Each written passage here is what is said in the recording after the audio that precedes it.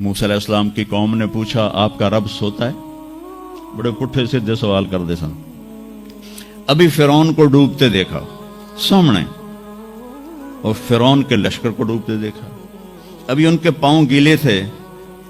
چند قدم چلے تو آگے ایک بستی میں ایک بت تھا جس کی بستی والے پوجا کر رہے تھے. تو کہنے کہ موسیٰ اجعل لنا الہا کما لہم آلہہ. قرآن کی آیت ہے موسیٰ ایک ایو جا خدا سانو بھی لے دے اسی میں انہوں متھا ٹیکیے. انہوں نے کہا فٹے منہ توڑا وہ ہونے تو تسی ویکھیا کہ کیوں رب نے تھوڑی مدد کیتی ہے تو ہن پتھر دا بت منگدے پے ہو میرے کولوں. تو عجیب و غریب سوال کرتے تھے. تو کہنے لگے رب سوتا ہے؟ موسیٰ علیہ السلام نے ان کو ڈانٹ دیا. اللہ تعالیٰ نے کہا نہیں ایسا کر رات کو نا 2 پیالے لے کے کھڑے ہو جا پانی کے. خیال کرنا یہ پیالے گرنے نہ پائیں. موسیٰ علیہ السلام بڑے طاقتور ہستی تھے. وہ پیالے لے کے کھڑے ہو گئے. کھڑے کھڑے کھڑے کھڑے اونگ آنے لگی. ایک جھٹکا لگا سنبھال لیا, دوسرا لگا سنبھال لیا, تیسرا جھٹکا لگا تو پیالے گر گئے, ٹوٹ گئے, پانی بہہ گیا. کہ موسیٰ سمجھانے کے لیے تھا اگر تیرا رب بھی سو جائے تو یہ زمین آسمان کے پیالے ایسے ہی ٹوٹ کے بکھر جائیں گے.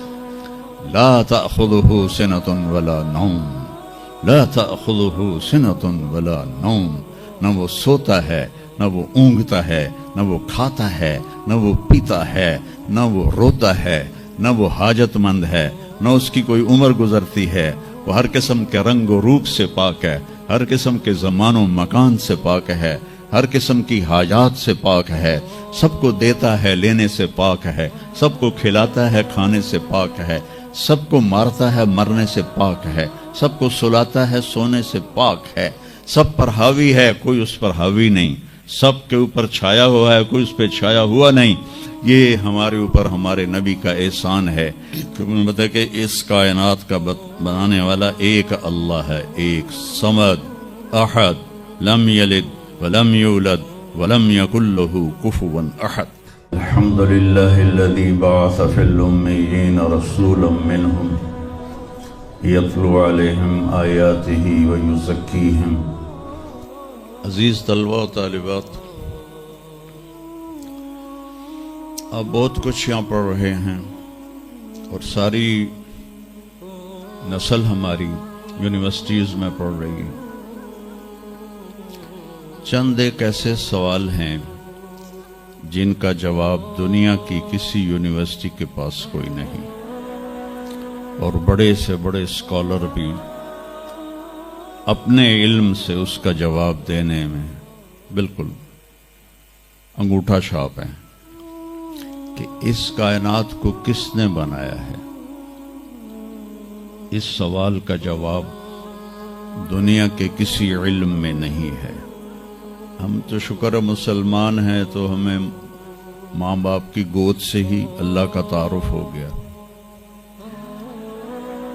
بہت پرانی بات ہے, ایک چیکوسلواکین یہاں ملا تھا, رائنڈ میں آیا ہوا تھا.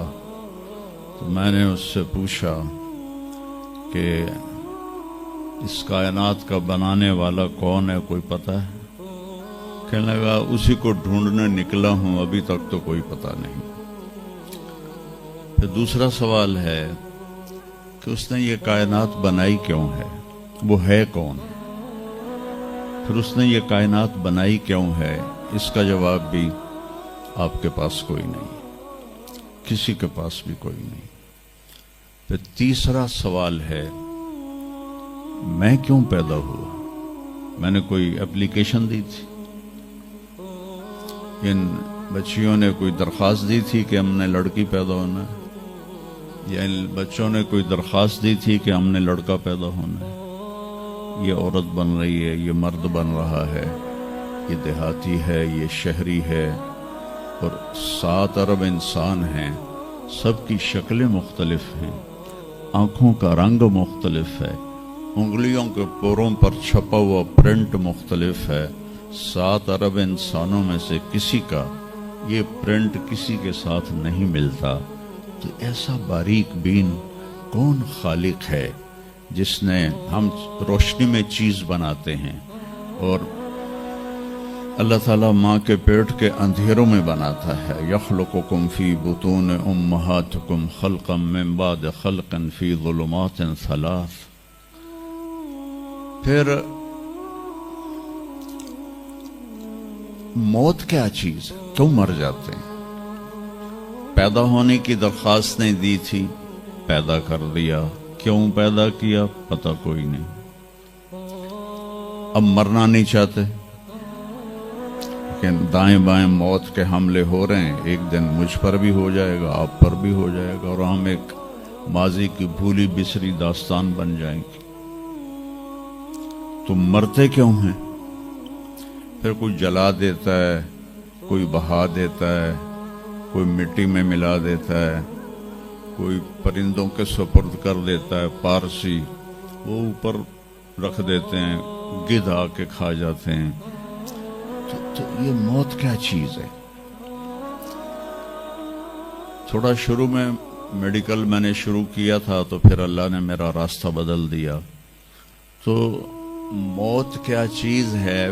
میڈیکل سائنس میں اس کے 200 جواب ہیں، 200، اور ایک بھی صحیح نہیں، سارے غلط، کیونکہ وہ انسانی عقل سے ہیں تو نہیں پہنچ سکتے. پھر موت کے بعد کچھ ہے یا مر گیا اور مٹی ہو گئے؟ یہ چند سوال میں نے آپ کے سامنے رکھے ہیں، اور پوری دنیا کے انسانوں کو چیلنج ہے کہ اپنے علم سے جواب دو. کسی کے پاس اس کا جواب کرو. نیوٹن نے یہ کہا تھا کہ اس کائنات کو 4 فورسز چلا رہی ہیں. عبدالسلام نے، پاکستانی سائنسدان اور 2 امریکن سائنسدان، 1976 میں یہ ثابت کیا کہ اس کائنات کو 4 نہیں 3 طاقتیں چلا رہی ہیں. اسٹیفن ہاکنگ نے چند سال پہلے یہ ثابت کیا کہ اس کائنات کو ایک طاقت چلا رہی ہے. اس سے پوچھا گیا وہ اللہ ہے؟ کہنے لگا نہیں، وہ اللہ نہیں ہے. اس کے پاس وحی کا علم نہیں تھا. تو وہ اتنا ہی اندھا ہے جتنا ایک ان پڑھ اندھا ہے. تو اس سے پوچھا گیا کیوں؟ تو کہنے لگا پھر سائنس کی ترقی رک جائے گی اگر اللہ کو مان لیا جائے. تو یہ وہ سوال ہیں جن کو جواب ڈھونڈتے ڈھونڈتے عمر گزر جائے گی، آپ ڈھونڈ نہ پاؤ. اس لیے ایک بہت بڑا طبقہ ہے جو کہتا ہے اللہ ہے ہی کوئی نہیں، یہ سب کچھ آپ پہ ہی بن گیا ہے، اپنے آپ ہی بن گیا. عبد الخالق صاحب نے تو کچھ بھی نہیں کیا، مستریوں نے بھی کچھ نہیں کیا، یہ ہال اپنے آپ ہی کھڑا ہو گیا اور کرسیاں بھی اپنے آپ بچھ گئیں.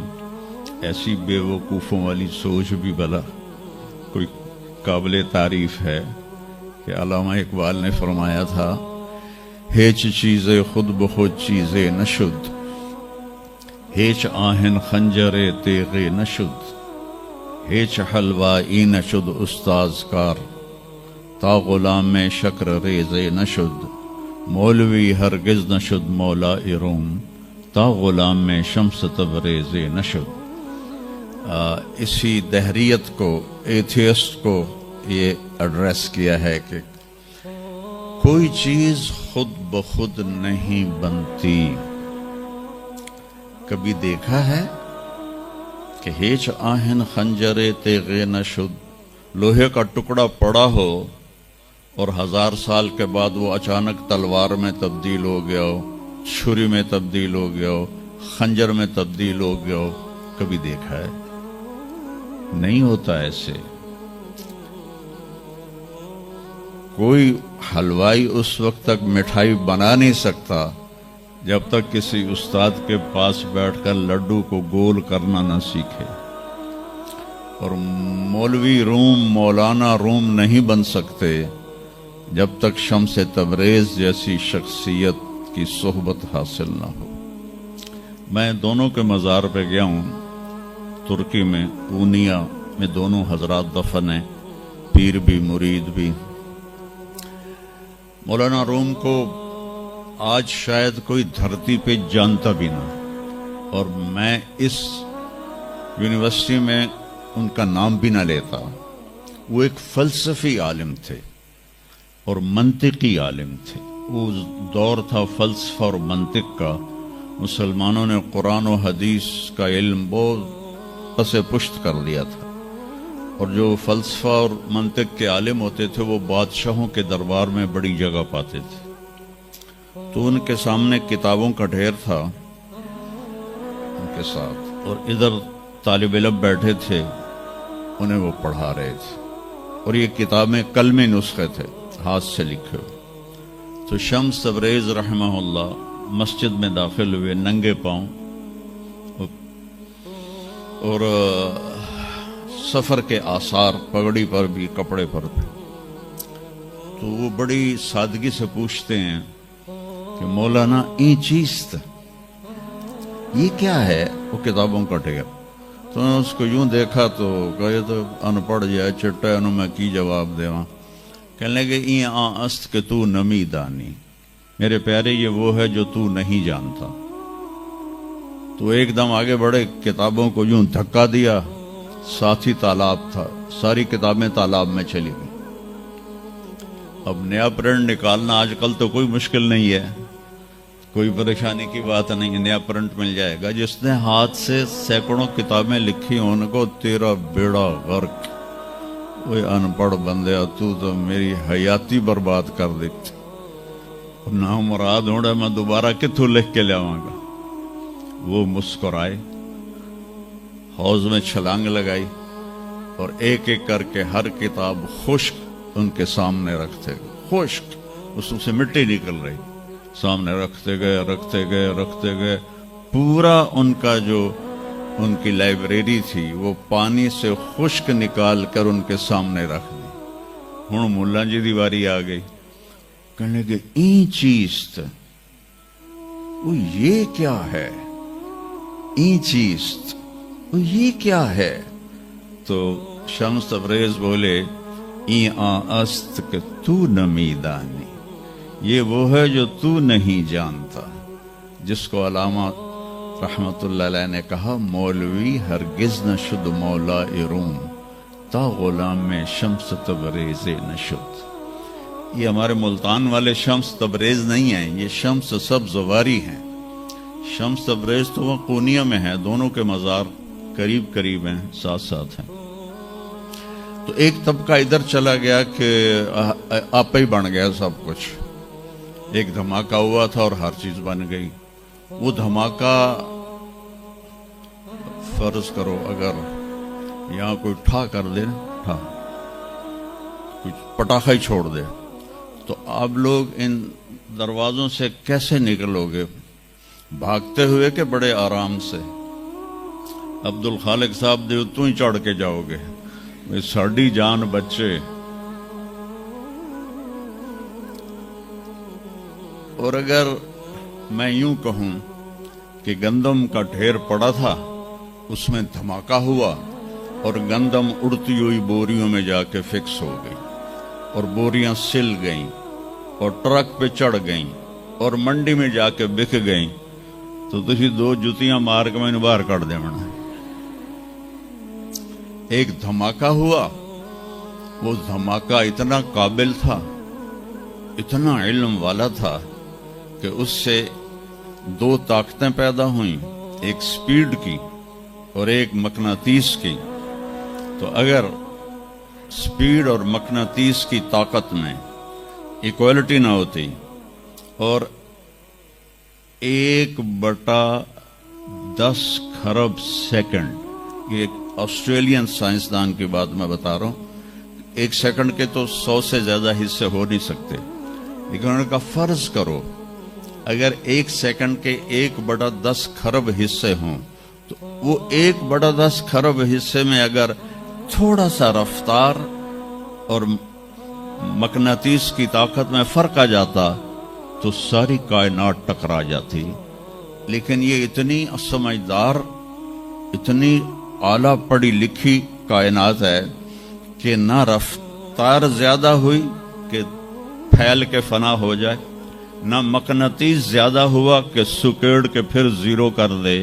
تو اس بیلنس کو خود بخود قائم ہو جانا، اس تو وڈا کملا کوئی نہیں، بے وقوف کوئی نہیں جو کہتا سورج کا بھی ایک سسٹم بن گیا، چاند کا بھی بن گیا، گلیکسی کا بھی بن، اور اپنا آپ چلے جا رہے ہیں چلے جا رہے ہیں چلے جا رہے ہیں، ایسے ہی رہیں گے، ہمیشہ رہیں گے۔ کچھ کہتے ہیں فنا ہو جائیں گے۔ یہاں انسان جاہل ہے، اس جہالت کو دور کرنا سب سے پہلا علم ہے۔ اگر مرتے ہوئے مجھے پتا چلا کہ یہاں تو معاملہ کچھ اور ہے، جو لوٹ آئیں تو کچھ کہنا نہیں، بس دیکھنا انہیں غور سے جنہیں راستوں میں خبر ہوئی کہ یہ راستہ کوئی اور تھا۔ چلتے چلتے پتا چلا کہ ہم تو کہاں پہنچ گئے، تو اس وقت تو پھر رب ارجعون کے نعرے قرآن کہہ رہا ہے، کہیں گے رب ارجعون، یا اللہ واپس کر دے، لعلی اعمل صالحا، میں بڑے اچھے کام کروں گا۔ اللہ نے کہا کلا، اب نہیں ہو سکتا ہے۔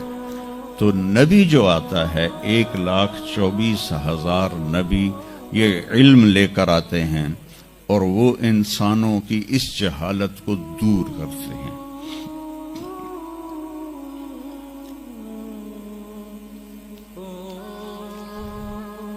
سب سے آخر میں اللہ تعالیٰ نے جناب رسول اللہ صلی اللہ تعالی علیہ وسلم کو پیدا کیا، ان کی زندگی کو قیامت تک کے لیے نمونہ بنانا تھا۔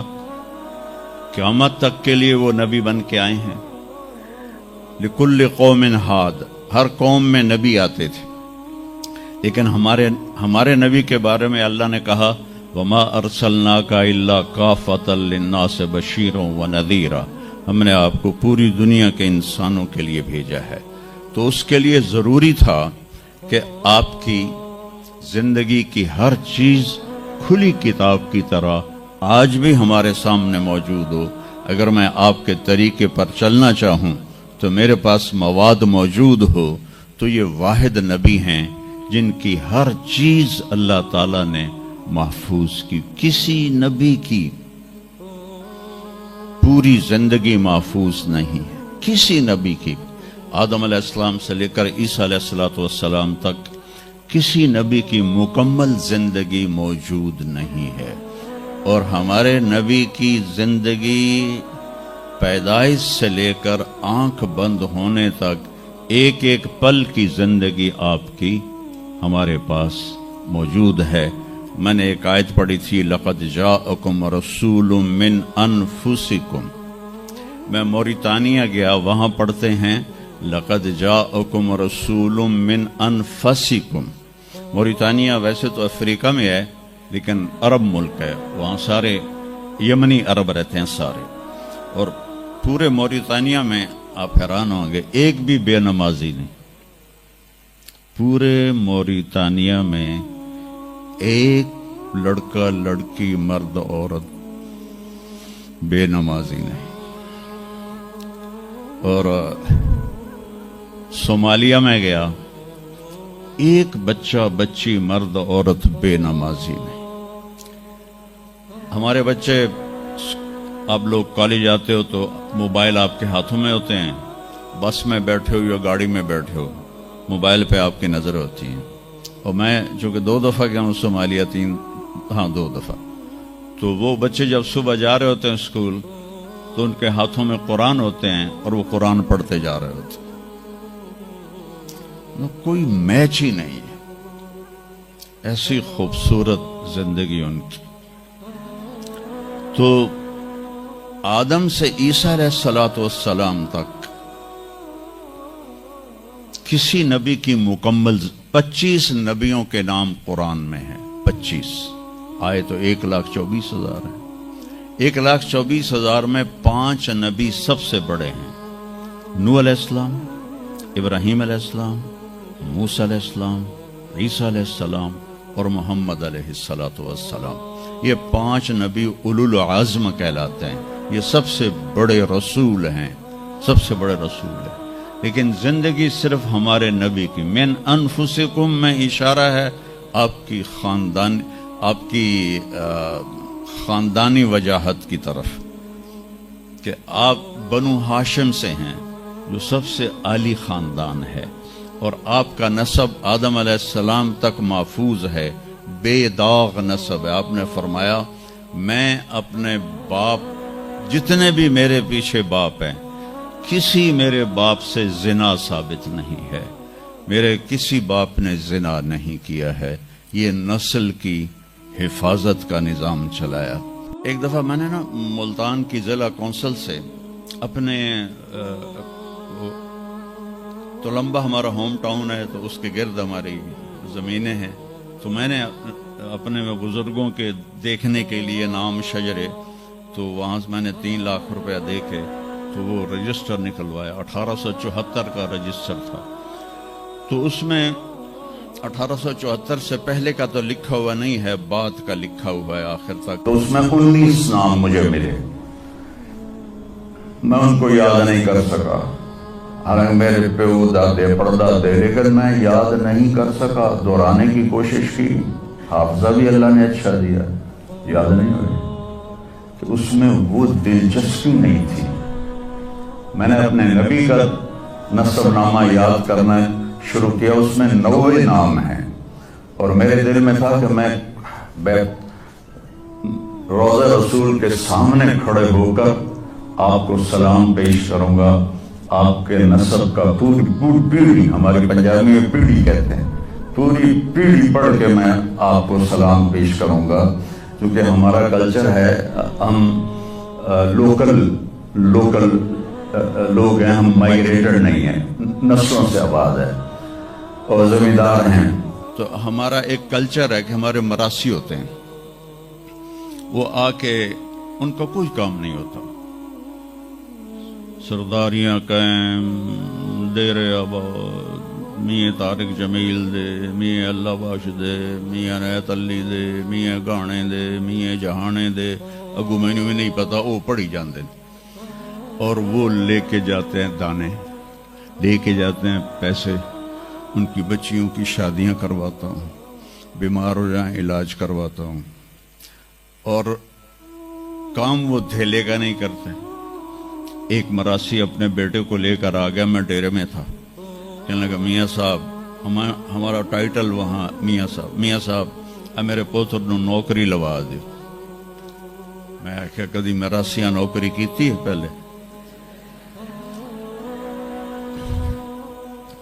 کہنے لگا بھوکے مر گئے ہیں، دیرے اجڑ گئے، زمیندار شہرانو بڑھ گئے، تاتھو سوا کوئی سانو خیرات ہی نہیں لبدی، تو چلو کوئی نوکری کر لوے۔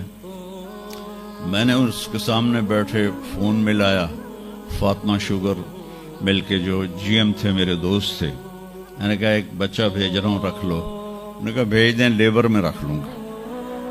تو میں نے اسی طرح کہہ دیا چاچا انہوں لے جا، لیبر اچ رکھ لے سن، بھلا ہوئے سرداریاں قائم۔ چوتھے دن دونوں پھر میرے ڈیرے پر، میں کہا تینوں تو مظفر گڑھ بھیجے آئی تو واپس کیوں آ گیا؟ تو اس کا باپ کہتا ہے میاں صاحب میں سمجھا لیبر کوئی وڈا افسر ہوندا ہے، تو میرا پتر افسر ہو سی، انہوں تو بوریاں چوا چوا چوا دی کنڈ بن چھڑی۔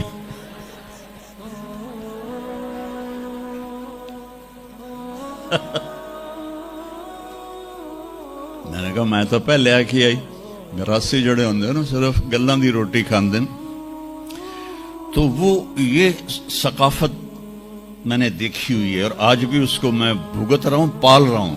باقی سب زمینداروں نے ہاتھ کھڑے کر دیے، لیکن میں نے اس کو زندہ رکھا ہوا ہے۔ من انفسکم لقد جاءکم رسول من انفسکم۔ یہ واقعہ ہے صبح 10-11 بجے کا، تو آف سیزن تھا، اتنا رش نہیں تھا۔ تو عصر کے بعد میں نکلا نماز پڑھ کے، تو ایک لڑکا بھاگا بھاگا آیا، کہا جی آپ مولانا طارق جمیل ہیں؟ میں نے کہا جی۔ میں کہا تم مجھے پہچانتے ہو؟ کہا نہیں جی، آپ کے ساتھ لوگ تھے کافی، تو میں نے ایک آدمی سے پوچھا کہ یہ کون ہے، تو انہوں نے کہا یہ مولانا طارق جمیل۔ کہا جی میں ابھی عصر کی نماز میں پہلے آ گیا تھا. یہ عصر کے بعد مجھے وہ بات بتا رہا ہے. میں عصر کی نماز سے پہلے آ گیا تھا. پرانی مسجد میں جگہ مل گئی. بیٹھے بیٹھے مجھے نیند آ گئی تو میں نے خواب میں اللہ کے نبی کو دیکھا. انہوں نے فرمایا کہ طارق جمیل کو بھی میرا سلام کہہ دو. تو وہ جو میرا پیڑھی پڑھ کے سلام عرض کرنا تھا وہ بارگاہ رسالت میں قبول ہوا. لقد جاءکم رسول من انفسکم.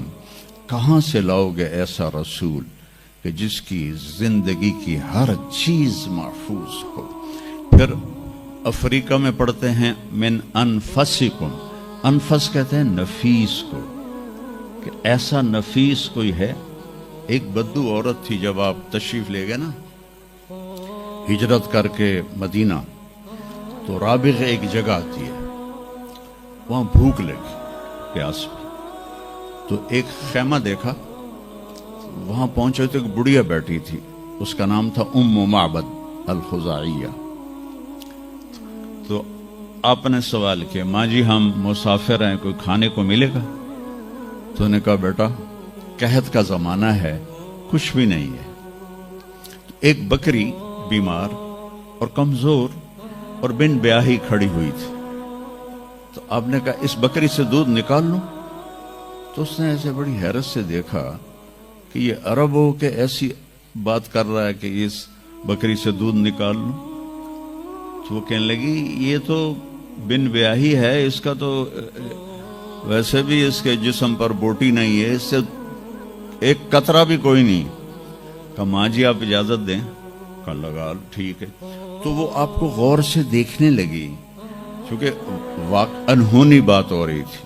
آپ نے اتنا بڑا وہ تھا برتن, وہ آپ نے لیا اور اس کے تھنوں کو یوں ہاتھ لگایا تو وہ چھلک کے مشکیزے کی طرح نیچے آ گئے, اور آپ نے دودھ نکالا, وہ فل ہو گیا. آپ نے حضرت ابوبکر کو پلایا, عامر بن فہیرہ کو پلایا, عبداللہ بن اریقت جو آپ کے رہبر تھے, آخر میں آپ نے خود پیا. پھر دوبارہ نیچے بیٹھے اس کے, اور پھر نکال کے پورا وہ جگ بھر کے رکھ کے دے آئے. بکری کی عمر ہوتی ہے 7 سال. 7 سال تک یا ذبح ہو جائے یا وہ از خود مر جائے گی. بہت کم ہوتا ہے کہ کوئی بکری 7 سے 8 سال ہو جائے. یہ اس بکری کو میرے نبی کے ہاتھ لگے تھے, یہ بکری 22 برس زندہ رہی, 22 برس, اور اس کو ذبح نہیں کیا گیا, یہ مر گئی, خود ہی مر گئی. وہ نبی کے ہاتھوں کی برکت. شام کو اس کا خاوند آیا ابو معبد, نے کہا یہ دودھ کہاں سے؟ تو ام معبد کہنے لگی اس بکری سے. پاگل ہو گئی ہیں, یہ بکری دودھ دے سکتی ہے؟ کہ میں بھی یہ سمجھ آئی نہیں دین دی, پر کوئی جادوگر آیا ہے, وہ ہاتھاں دی کرامت آئی ہے, جگ بھریا پیا. کہنے لگا ان عتیلی, مجھے اس کی صورت بتا, وہ کیسا تھا؟ مجھے لگتا ہے یہ وہ قریشی ہے جس کی خبر مشہور ہو گئی ہے کہ وہ مکہ چھوڑ کے مدینے جا رہا ہے. تو اب وہ بولی, ترجمہ بعد میں کروں گا, آپ الفاظ کا ردم اور اس میں جو موسیقی ہے اس کو آپ تھوڑا محسوس کیجئے گا. رأیت رجلا ظاہر الوضاء ابلج الوجه حسن الخلق لم تعبه ثجلة لم تزری به سعلة وسیم قسیم في عینیه دعج في اشفاره وطف في صوته سحل في لحيته كثافة في عنقه سطع. اذا تکلم علاه البهاء واذا سکت علاه الوقار من انفسکم. میں نے ایک شخص دیکھا, مجھے یوں لگا جیسے 14ویں کا چاند ہی کپڑے پہن کے زمین پہ آ گیا ہے, ایسا دیکھا.